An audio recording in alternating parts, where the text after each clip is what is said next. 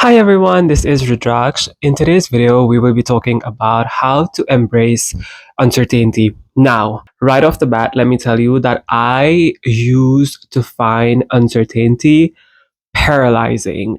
It used to terrify the hell out of me, and I'm not saying that now I am a pro at uncertainty. I just believe that as I grow, I am learning to embrace uncertainty more and more, which is why I wanted to make this video. So the way this video is structured is, first of all, we will understand the impact of uncertainty. What does it do and why we have this paralyzing reaction to uncertainty? And then I will offer some ways in which we can learn to embrace uncertainty. And then in chapter 3, we will conclude this video. First and above all, uncertainty comes in so many different forms, right? Whether it is you're going through a breakup and now you're single again, the uncertainty of that, whether it is you're shifting jobs, you're switching countries, you are shifting from one province to another, or in my case, you're leaving an apartment that you were absolutely obsessed with and now you are in a new apartment. We all face a degree of uncertainty at some point in our life. I'm sure you've heard this sentence 1,000 times already that our brain is wired to keep us safe. What does that exactly mean? Our brains are designed in a way where we find safety in what is familiar. And uncertainty is a realm that is purely antithetical to what we see as safe, because that is where we come across pure unfamiliarity. And that is what causes us to have a dysregulated nervous system. Then we go into fight or flight, and then we have response such as high anxiety. We go into freeze mode. We feel like we're being paralyzed by this fear of what lies within that uncertainty. Before we proceed, I also want to highlight that I don't think it is humanly possible to ever find yourself in a state where there is no discomfort whatsoever when it comes to uncertainty. I think to an extent, it is so normal to feel a little bit of discomfort when we're faced with uncertainty. However, from personal experience, I have learned that it doesn't always have to be this paralyzing reaction or this really depressed state when you're faced with uncertainty. So, how to embrace it or how to navigate it? Number one, it is so important to constantly be true to yourself on how you're feeling or what thoughts or emotions this uncertainty is provoking within you. This could be anything. It could be a paralyzing fear. It could be a lot of crying. It could be you being in a depressed state. The reason why I say it's important to be honest is because I see honesty as shedding light into something. And the more we keep our emotions, our thoughts, our reactions in the dark, the less self awareness there is, which is why it can feel so crippling sometimes because it's like, I don't fucking know what's happening to me. But honesty brings it to the forefront. And now you're able to quote unquote see what's happening, right? When we talk about uncertainty, in a lot of situations, there is something that we're putting at risk when we are faced with a situation that is filled with uncertainty.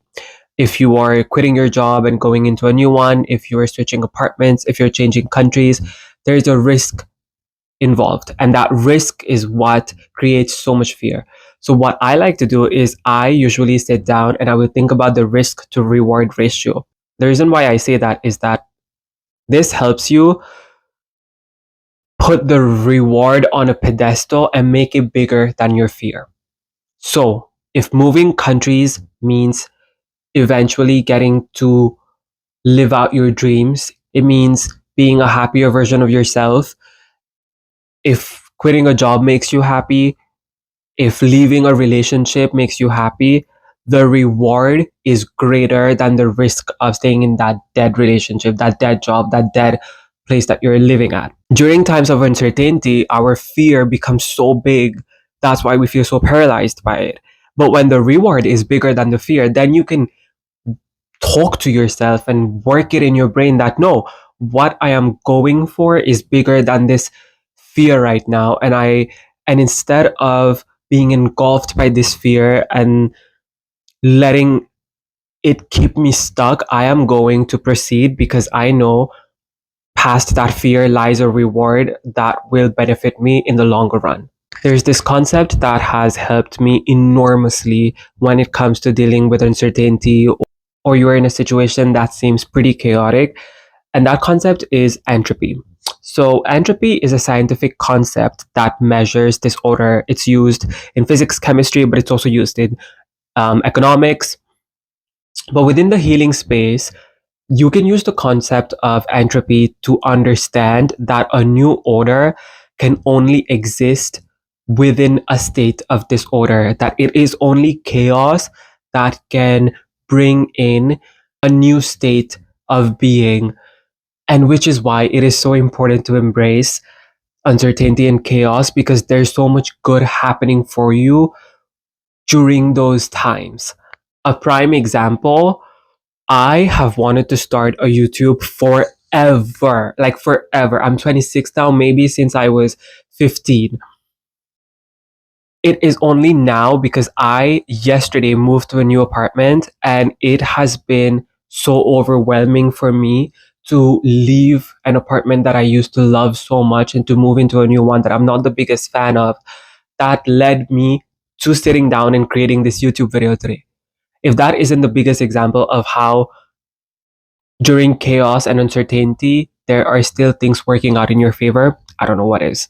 So if you're facing a situation right now that you feel so uncertain about because you're like, I don't know where this is going to take me, I want you to have unwavering faith that this is eventually going to work out in your favor. And that takes us into our third point, which is change the damn narrative. I want to preface this with I'm someone who radically believes that every emotion must be honored. I don't believe in shaming yourself for feeling a certain type of way. I don't believe in shaming yourself for wallowing in self pity. However, I strongly believe that once you've had your moment of wallowing in self pity, you must snap out of the self victimization mentality. That is one thing that I actively work on not having, is the mentality of boohoo, I am the victim of life. During uncertainty or times of chaos, it is so easy to indulge in self victimization. And I want you to move from that to a narrative where you believe that whatever is going on right now, regardless of your emotions, which we are going to validate, things are genuinely working out for you and in your favor. Self victimization will lead you to feeling so miserable, whereas trusting the process will make you feel empowered as hell. I will leave you with this. Think about someone that you really admire, that you've put on a pedestal, that you really appreciate, especially if it is a celebrity, a popular figure, a sports person, whoever they are.